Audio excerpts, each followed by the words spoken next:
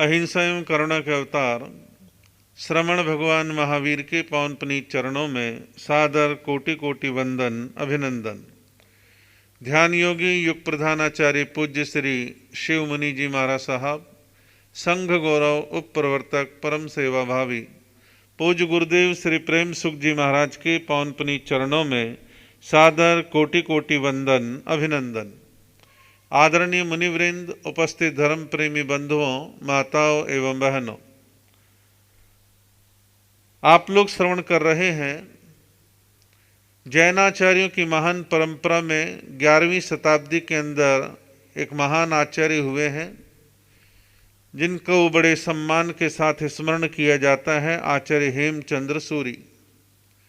आचार्य हेमचंद्र सूरी का एक सूत्र जिसके विषय में 2 दिन पहले आपके समक्ष चर्चा चल रही थी, और वह सूत्र है शिष्टाचार प्रशंसक है कि गृहस्थ में रहने वाला गृहस्थी व्यक्ति शिष्टाचार का प्रशंसक बने, स्वयं सुंदर शिष्ट अच्छे आचरण का पालन करे, औरों को अच्छे आचरण के पालन करने के लिए प्रेरित करे और अच्छे आचरण का पालन करने वालों की हार्दिक अनुमोदना करे, समर्थन करे, उनका सहयोग करे।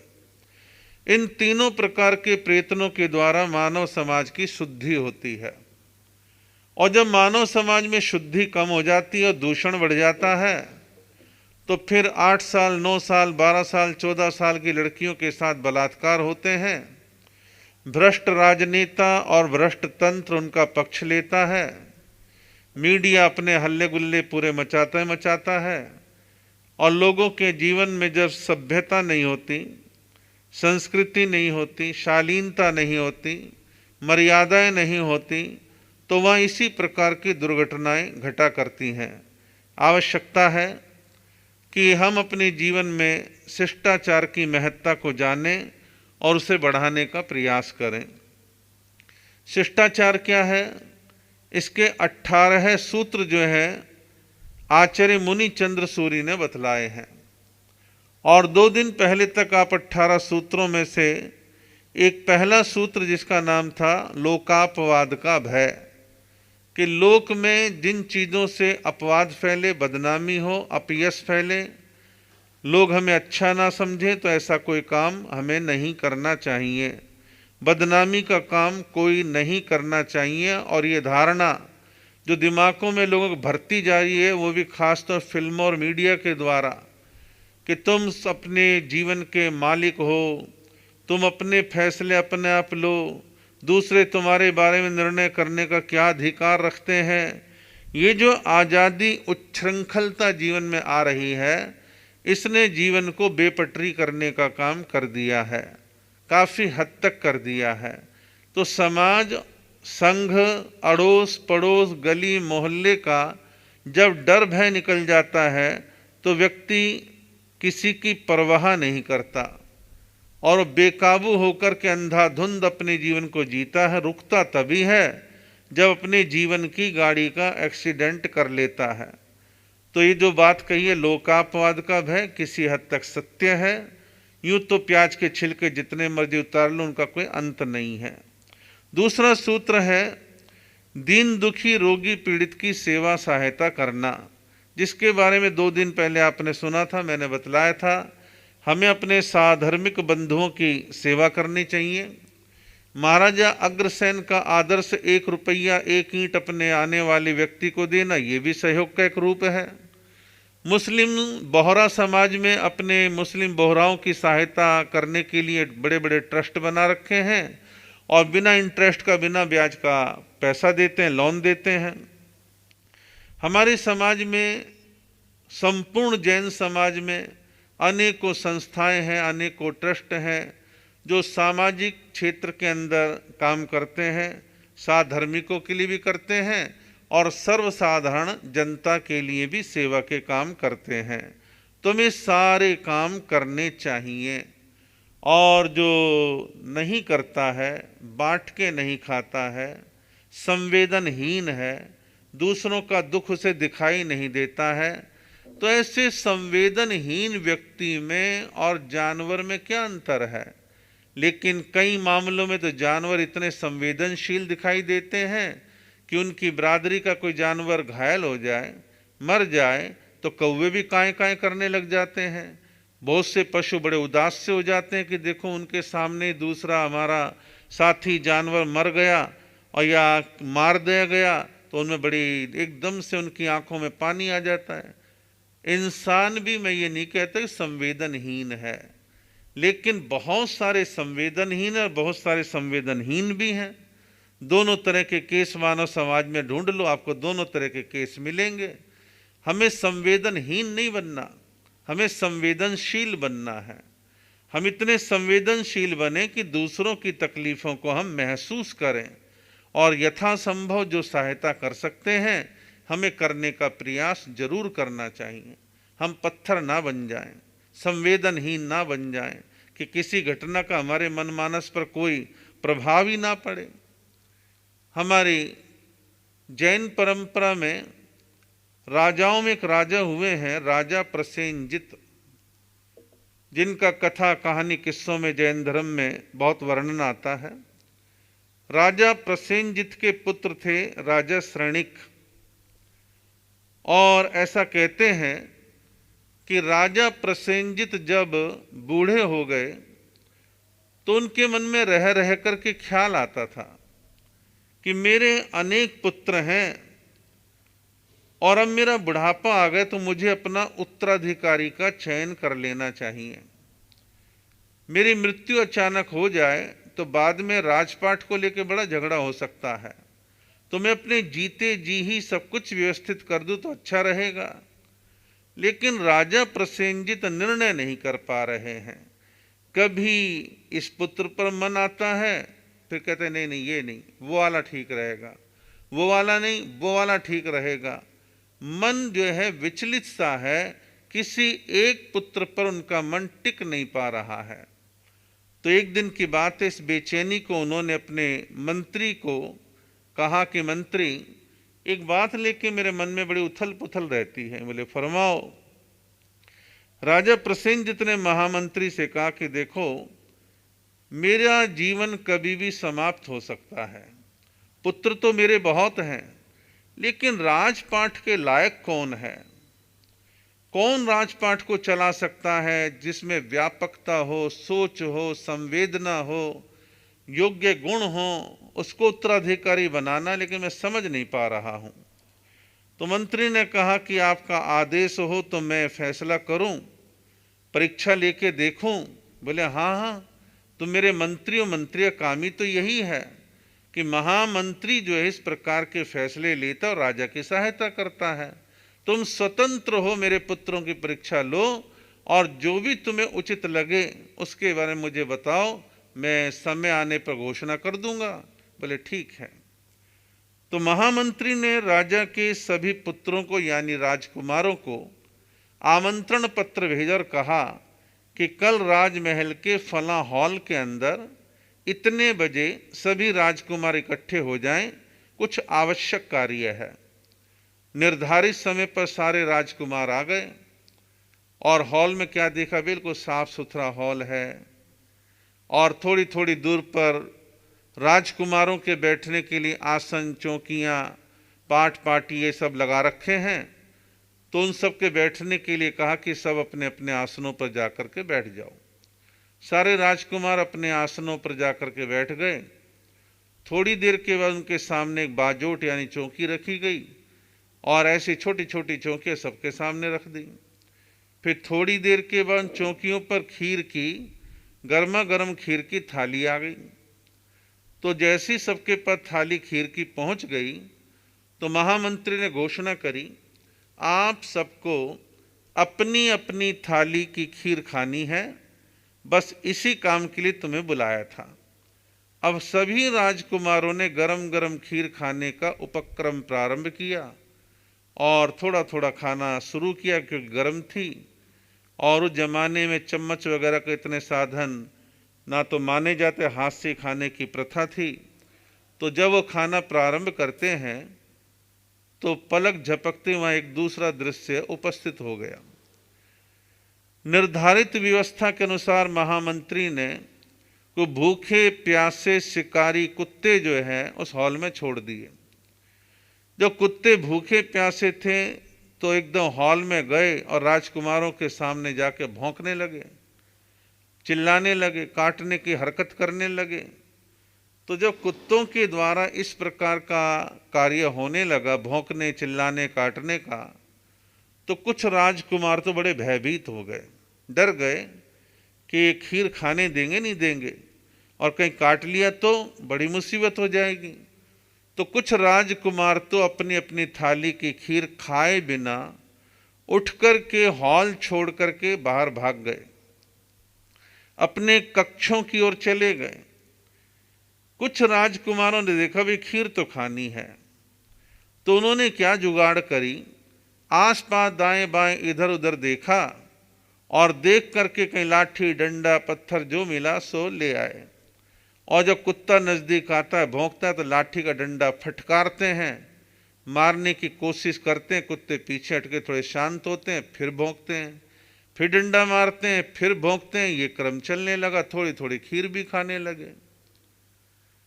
तो महामंत्री सारी घटना को देख रहे हैं, मन ही मन उसके बारे में चिंतन कर रहे हैं।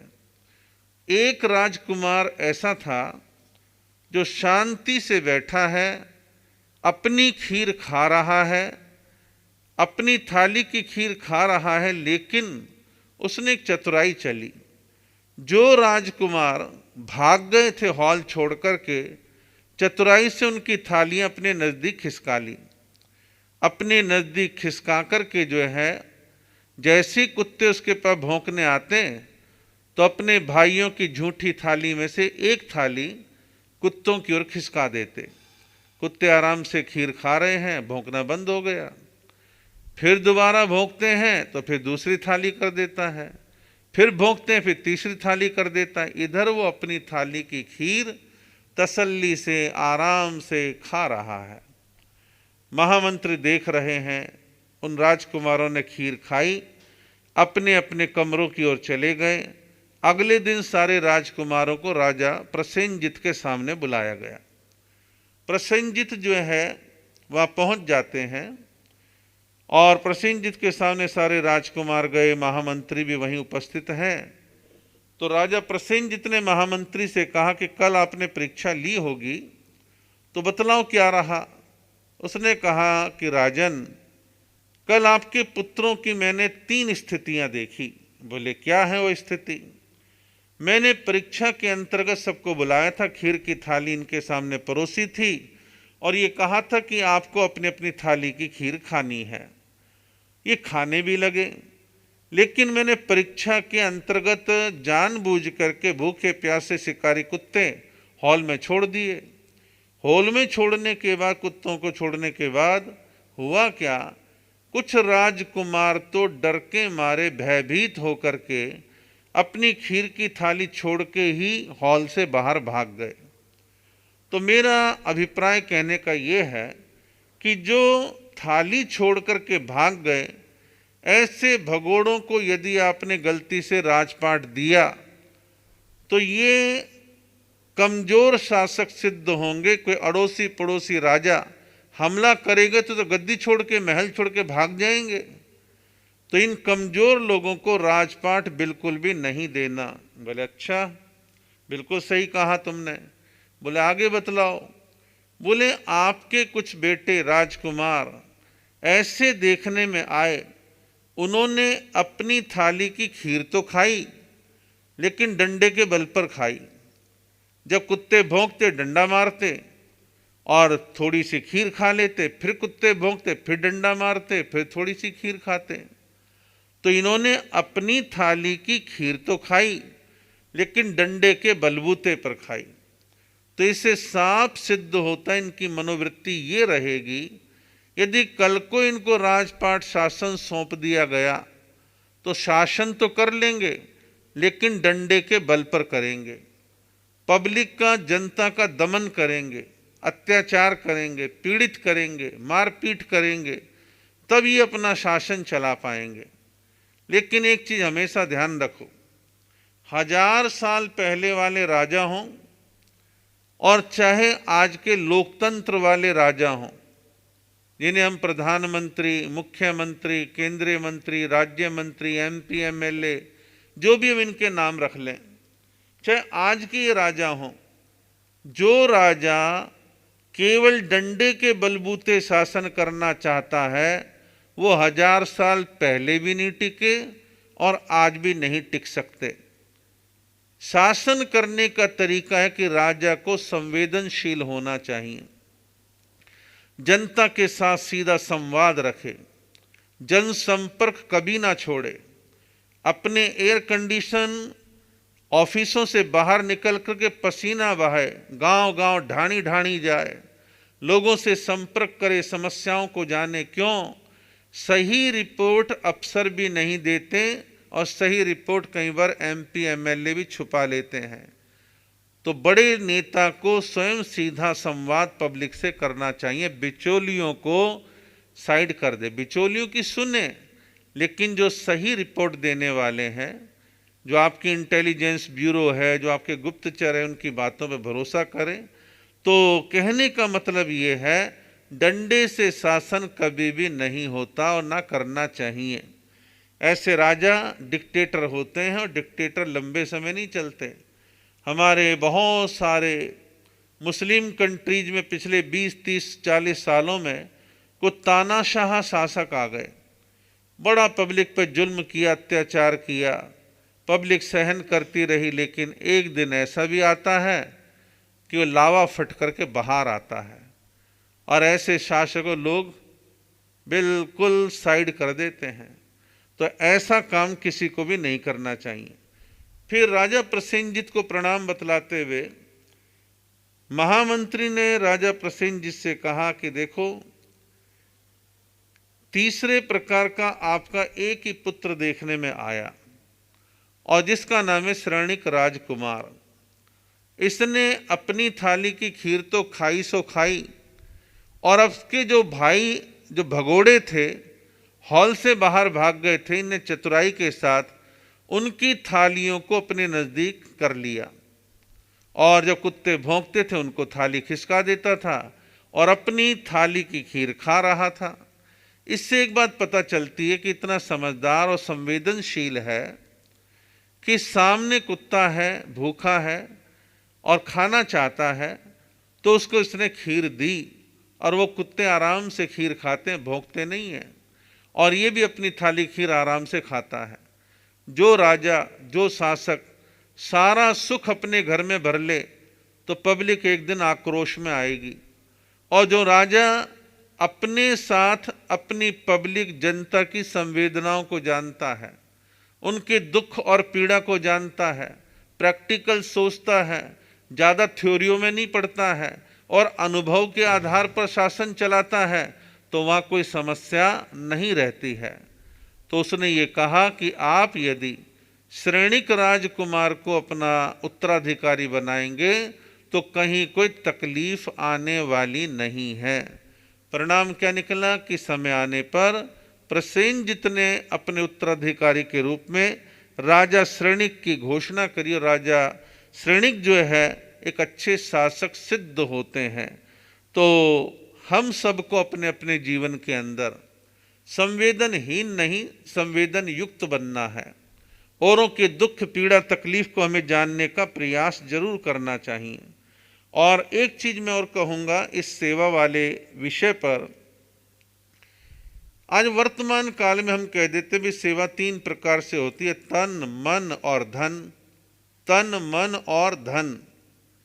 तन की भी सेवा होती है, इसमें कोई दो राय नहीं। मन से भी सेवा होती है, और मन में हम एक चीज और जोड़ लें, एक बुद्धिमान व्यक्ति है, प्रतिभाशाली व्यक्ति है, उसके पास ज्ञान बहुत है, आइडिया बहुत हैं, किसी का मार्गदर्शन कर सकता है, तो ये भी एक प्रकार से सेवा का मार्ग है। और एक है धन के द्वारा सेवा। और ये फैक्ट है कि बहुत सारे क्षेत्र ऐसे हैं जहाँ बिना धन के सेवा नहीं होती। कुछ लोग धन खर्च करके सेवा करते हैं, कुछ कहते हैं भाई धन दे सकते हैं, प्लानिंग और समय और मेहनत हम नहीं कर सकते, इतना समय हमारे पास नहीं है। समय तुम दो, मेहनत तुम करो, पैसा हम लगा देंगे, तो कोई बुराई नहीं है। और ऐसा अधिकांश संस्थाओं में होता भी है, क्योंकि जितने जितने बिजनेसमैन पैसे वाले हैं उन पे पैसा होता है लेकिन समय नहीं होता, क्योंकि व्यस्त इतने रहते हैं। तो तन मन धन से जो है सेवा की जाती है। धन की भूमिका सेवा में बहुत है। अभी लॉकडाउन के दौरान क्या कोविड की व्यवस्थाओं में गवर्नमेंट के पैसा खर्च नहीं हुआ? अनाप शनाप बहुत पैसा खर्च हुआ है। वेंटिलेटर चाहिए तो, ऑक्सीमीटर चाहिए तो, मास्क बांटने तो, डॉक्टरों की ड्यूटी लगती है, पैसा लगना है, वो हर चीज में पैसा लगता है, पग पग पे पैसा लगता है। प्रचार प्रसार करना, लोगों को बतलाना कि कैसे बचना है, बहुत सारे काम हैं। तो पैसे से काम चलता है सेवा का। किसी गरीब को खाना खिलाना है, चाहे चंदा कर लो, चाहे बड़ा डोनर ढूंढ लो, बात तो एक ही है, पैसा तो पैसा ही है। तो पैसे के द्वारा भी सेवा होती है, और पैसे की भूमिका सेवा के क्षेत्र में कम नहीं है, काफी है। लेकिन एक चीज कहूंगा कि समाज में, संघ में, देश में, राष्ट्र में कुछ प्रतिशत लोग अच्छे संपन्न होते हैं, पैसे वाले होते हैं। तो जहां पैसा होता है उसकी दो स्थितियां हैं। विवेकशील है, समझदार है, ज्ञानवान है, तो अपने पैसे रूपी ताकत को वो अच्छी जगह इन्वेस्ट करता है, अच्छे काम में लगाता है, चैरिटी में, भलाई में, परोपकार में, सेवा में, वहाँ पैसा खर्च करता है। और एक व्यक्ति ऐसा है जो पैसा सेवा में खर्च नहीं करता, ऐशो आराम में, लग्जरियस में, प्रदर्शन में, शादी ब्याह, जन्मदिन, फार्म हाउस, कॉकटेल पार्टियां, अय्यासी, घूमना घुमाना, उसमें पैसा खर्च करता है। ये अपना अपना विवेक है। हमें प्रयत्न करना चाहिए कि हम धन का भोंडा प्रदर्शन ना करें, भद्दा प्रदर्शन ना करें। हम ये विचार करें, धन एक ऊर्जा है, धन एक ताकत, एक शक्ति है, और हम अपने बुद्धि विवेक के द्वारा उसे कहाँ खर्चें। जिस खर्च करने से कहीं विकास होता हो, खर्च करने से कहीं किसी का दुख का हरण होता हो, किसी की सहायता होती हो, चेहरे पर मुस्कान आती हो, मन में शांति पड़ती हो, ऐसे कार्यों पर हमें विशेष ध्यान देने की आवश्यकता रहती है। एक शब्द आप लोगों ने बहुतायत सुना होगा, शब्द है नक्सलवाद। नक्सलवाद हमारे देश में काफ़ी राज्यों में है, और जहाँ जहाँ नक्सली हैं, और मूलतः ये सारे नक्सली कम्युनिस्ट विचारधारा से प्रेरित हैं। और कम्युनिस्टों की एक थ्योरी है कि समाज में परिवर्तन लाने के लिए उनकी ये धारणा है कि बंदूक की नाल के द्वारा क्रांति स्थापित होती है, समाज में परिवर्तन आता है, ऐसा वो मानते हैं। हालांकि उनकी मान्यता पूर्ण सत्य बिल्कुल भी नहीं है। लेकिन हमें एक चीज विचार करनी चाहिए कि आज पूरे देश में या कहीं और नाम बदल बदल करके जो हिंसा और आतंकवाद है, या नक्सलवाद है, या माओवाद है, ये सब क्या है? ये सब मूलतः ये डिमांड करते हैं कि देखो जी, समाज में बड़ी विषमता है, एक बहुत संपन्न वर्ग ऊंचा है, ये बेचारे बहुत गरीब हैं, हमें खाने पीने के साधन नहीं मिलते, हमें कुछ मिलता नहीं है, अब हम इस चीज़ को प्राप्त करने के लिए बंदूकों से प्राप्त करेंगे। खूनी क्रांति में उनका भरोसा है, विश्वास है। ऐसा ही वो साहित्य छापते हैं, ऐसी ही वो बात करते हैं, ऐसी ही वो ट्रेनिंग देते हैं, बंदूकों के अलावा तो कोई बात करते ही नहीं है। और उनका लक्ष्य क्या रहता है? पुलिस वालों को मारो, नेताओं को मारो, अफसरों का अपहरण कर लो, उद्योगपतियों से पैसा मांगो, धमकाओ, डराओ। और फिर वो क्या कहते हैं, जिसका कि गरीबों पर और अनपढ़ लोगों पर बड़ा असर पड़ता है।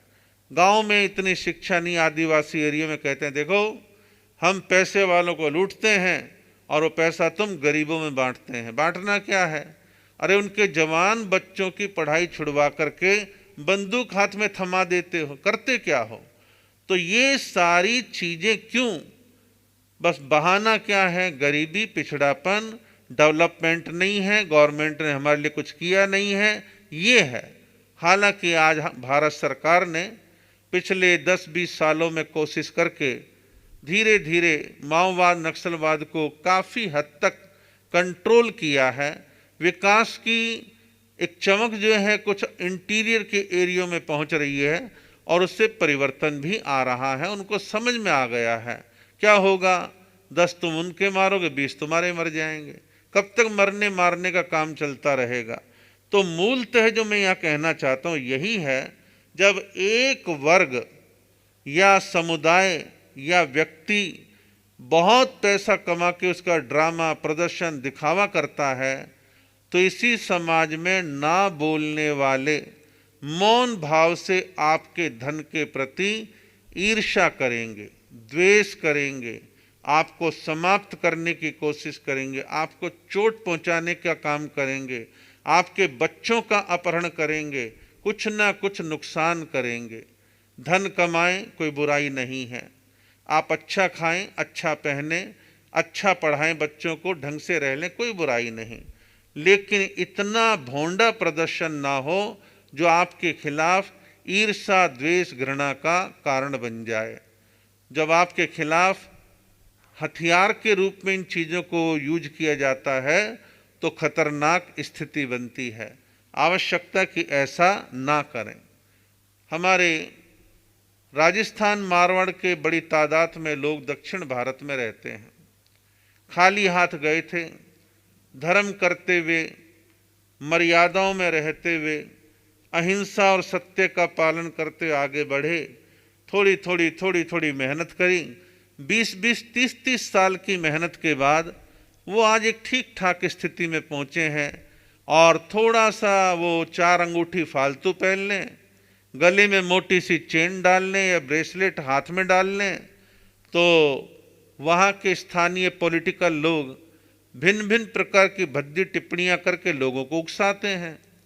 अब वो उकसाहट हिंसा में क्यों नहीं बदलती? इसका कारण है कि जैन लोगों की क्वालिटी है, मारवाड़ी लोगों की क्वालिटी है, जहाँ जाते हैं एक तो शांति से रहते हैं, फालतू के पंगेबाजी नहीं करते हैं, थोड़ा बहुत बर्दाश्त कर लेते हैं, रिएक्ट नहीं करते हैं, तो सामने वाले को मुद्दा ही नहीं मिलता। दूसरी बात, जैन लोगों की खासियत है, जहाँ जाते हैं कमाते हैं तो काफ़ी ढंग से चैरिटी में पैसा लगाते हैं। अभी 3-4 साल पहले चेन्नई के अंदर बाढ़ आई और बाढ़ में हुआ क्या, पिछड़ी कॉलोनियाँ, कमज़ोर कॉलोनियाँ, झुग्गी झोपड़ी वाले, नदियों के किनारे अवैध रूप से रहने वाले, उनके इलाके पानी से डूब गए, भूखमरी की स्थिति पैदा हो गई। तो हमारे जैन समाज के मारवाड़ी लोगों ने एक दिन में कई हजार लोगों का खाना उन पिछड़े एरियो में भेजा। तो भेजने का परिणाम ये निकला कि एक अच्छा मैसेज गया कि भी ये लोग हमारे प्रांत में आके व्यापार करते हैं, कमाते हैं, तो संकट काल में सहायता करते हैं। हॉस्पिटल, जैन हॉस्पिटल खुलते हैं तो जैन तो आते हैं 10%, 90% अदर्स लोग लाभ लेते हैं। उनके आने का कोई आपत्ति नहीं है, लेकिन बात बतला रहा हूँ कि जहाँ पैसा लगाते हैं तो चैरिटी में लगाते हैं, स्कूल खोलते हैं, कॉलेज खोलते हैं, बेनिफिट तो सब कौम के लोग ले रहे हैं। तो कहने का अभिप्राय ये है कि हमारे को अपने जीवन के अंदर इतनी संवेदनाएं रखनी चाहिए और दिखावा प्रदर्शन का काम जो है नहीं करना चाहिए। एक छोटा सा घटनाक्रम कह के अपनी बात को मैं पूरा करूंगा। एक गांव था और गांव में कुछ संपन्न परिवार रहते थे और काफ़ी बड़ी तादाद में लोग गरीब भी थे। तो जो संपन्न लोगों का मोहल्ला था, तो उस मोहल्ले में गरीब महिला बर्तन मांजने, झाड़ू पोंछा करने के लिए डेली जाती थी। उसका बेटा, बच्चा छोटा था, वो उसको लेकर के जाती थी और जितने घंटे उन संपन्न परिवारों में काम करती थी तो बच्चा घरों में, गली में इधर उधर खेलता रहता था। कुछ बच्चे मिल जाते थे, कभी अकेला खेल लेता था, ऐसे क्रम चलने लगा। तो रोजाना उन घरों में जाके काम धंधा करती है, सफाई करती है, बर्तन मांजती है। अब कभी कभी उन संपन्न परिवारों के बच्चे गली में आके उस बच्चे के साथ, वो बच्चा उनके साथ खेल भी लेते हैं। कभी लड़ भी लेते हैं। और वो संपन्न परिवारों के बच्चे रोजाना कुछ ना कुछ अच्छी खाने की चीज़ लेके आते हैं। कभी फल फ्रूट लेके आते हैं, कभी मिठाई लेके आते हैं और बड़े आराम से खाते हैं। मन हुआ तो उस बच्चे को दे दिया, नहीं हुआ तो बच्चा बेचारा देखता रहता, उनका मुंह ताकता रहता था। तो धीरे धीरे ऐसे क्रम चलता रहा। एक दिन की बात है, कोई तीज त्योहार था। बच्चे अपने अपने कटोरों में खीर लेकर के आए और खीर बड़े आराम से खा रहे हैं। और वो बर्तन मांजने वाली का बच्चा उनकी खीर को देख रहा है कि सफ़ेद रंग की कोई चीज़ है, इसको ये लोग खीर बोल रहे हैं। खीर कैसे बनती है, क्या इसमें डलता है, मालूम नहीं है। बस बच्चा है, आज उसे किसी ने खीर खाने को नहीं दी तो मन में बात बैठ गई कि मैं भी अपनी माँ से कह के खीर बनवाऊंगा। और बर्तन भांडे मांज करके घर से निकली, उस बच्चे को साथ में लिया, अपने घर की ओर चल दी। बच्चा रास्ते में माँ से कहता, माँ सब खीर खा रहे थे, किसी ने भी नहीं दी, मुझे भी खीर चाहिए। माँ ने कहा अच्छा कभी समय होगा बनाएंगे। फिर आगे चला, फिर खीर चाहिए, आज ही चाहिए। आज खीर की व्यवस्था नहीं है। थोड़ी देर के बाद फिर दोबारा खीर की जिद करता है। माँ ने कहा खीर बनने के लिए दूध चाहिए, चावल चाहिए, मेवा चाहिए, मीठा चाहिए, तब जाके खीर बनती, इतना मैं कहाँ से लाऊं, घर में कोई व्यवस्था नहीं है। बच्चा चुप हो गया। फिर थोड़ी देर के बाद फिर कहता खीर चाहिए और आज ही चाहिए। अब इसी बीच में समय बीतता गया और महिला घर जाके अपने काम में जुट गई थी। बच्चे को बीच बीच में आश्वासन देती रही, समझाती रही। बच्चा बार बार खीर की जिद करने लगा, आज ही चाहिए, अभी चाहिए, और रोने लगा। अब रोने लगा, माँ मन ही मन कुढ़ने लगी। कमाल है, मेरा बच्चा खीर मांगता और मैं खीर भी नहीं दे पाती। अफसोस है कि मैं कहाँ से खीर लाऊं इसके लिए। तो मन दुखी हो गया।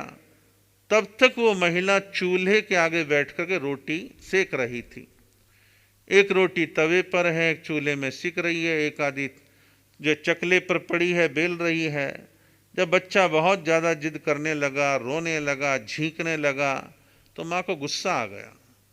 उसके हाथ में लोहे का चिमटा था, चिमटा लिया और दूर से फेंक के मारा। तो लड़के की तरफ जैसी चिमटा फेंक के मारा, चिमटे का अगला हिस्सा और उसका पहला कोना बच्चे के माथे के बीच में जाके लगा और चिमटा तो जमीन में गिर गया। अब बच्चे के माथे से खून आने लगा। अब बच्चे के माथे से खून आने लगा तो माँ है, मार भी दिया। अब तुरंत खड़ी हुई, बच्चे को संभाला, घाव को धोया, पोंछा, कुछ मरहम पट्टी करी और ऐसे करके बच्चे को राहत मिली। और धीरे धीरे धीरे धीरे कुछ दिनों के बाद वो घाव भर गया, लेकिन माथे के बीच में कटे का निशान बना हुआ है। हल्का सा गड्ढा सा भी बन गया है, निशान भी बना हुआ है। माँ भी दुखी है, बेटा भी बार बार शीशे में चोट को देखता है। खैर समय आया चला गया, दिन पर दिन बीतने लगे, समय बीतने लगा। बच्चा बड़ा हो गया, जवान हो गया। और जवान होने के उसका भाग्य, समय, संयोग देखो कि किसी ने उसको कहा कि विदेश चल के तेरे को काम धंधा दिलवा दूंगा। और वो काम धंधे की तलाश में विदेश चला गया। भाग्य ने साथ दिया, छोटा सा धंधा बढ़ते बढ़ते बढ़ते बढ़ते उसका तो अच्छा काम चल निकला और अच्छे 4 पैसे कमाने लगा। तो घर में उसके अपने जीवन में संपन्नता आ गई। साल में 1 बार 2 बार माँ से मिलने के लिए भारत आता है। अब माँ के भी घर के हालात बदल गए, घर ठीक ठाक बन गया, खाने पीने की कोई समस्या नहीं है। बेटा विदेश से पैसा भेजता है। अब बेटा धीरे धीरे और बड़ा हो गया, अब उसकी उम्र शादी लायक हो गई है। तो जब वो भारत में आया एक बार, तो उसके यार दोस्तों ने कहा देख तू अब बहुत पैसा कमाता है और पैसे की तेरे पास कोई कमी नहीं, अब तेरी शादी भी होने वाली है, लेकिन तेरे माथे के बीच में जो चोट का निशान है इसे ठीक करवा ले, प्लास्टिक सर्जरी करवा ले, ढक जाएगा, माथा तेरा देखने में अच्छा लगेगा। तो कहता नहीं, जब जब मैं रोजाना बाल बहाने के लिए शीशे के सामने जाता हूँ, इस माथे के बीच के निशान को देखता हूँ तो मुझे प्रेरणा मिलती है, शक्ति मिलती है और मैं अपने होश में रहता हूँ। बोले क्या मतलब? उसने बचपन की घटना बतलाई, खीर का मांगना, माँ के द्वारा चिमटा मारना, चिमटे की ये चोट, ये मुझे बार बार बार बार प्रेरित करती है कि जीवन में धन कमा लूं लेकिन धन का दिखावा प्रदर्शन ना करूं। तो मेरे जीवन में आज जो तरक्की है और आगे और भविष्य में हो जाए तो मैं कभी भी पैसे का दिखावा प्रदर्शन नहीं करूंगा। एक्सेस पैसा होगा तो सेवा में, चैरिटी में, भलाई में, सहायता में खर्च करूंगा, लेकिन मैं दिखावा प्रदर्शन नहीं करूंगा। तो इस प्रकार ये दूसरा सूत्र है कि दीन दुखी रोगी पीड़ित की सहायता करना ये किसका कर्तव्य है? सदगृहस्थ का कर्तव्य है कि वो ऐसा करे। आगे के सूत्रों के बारे में आगे चर्चा करने का भाव रहेगा।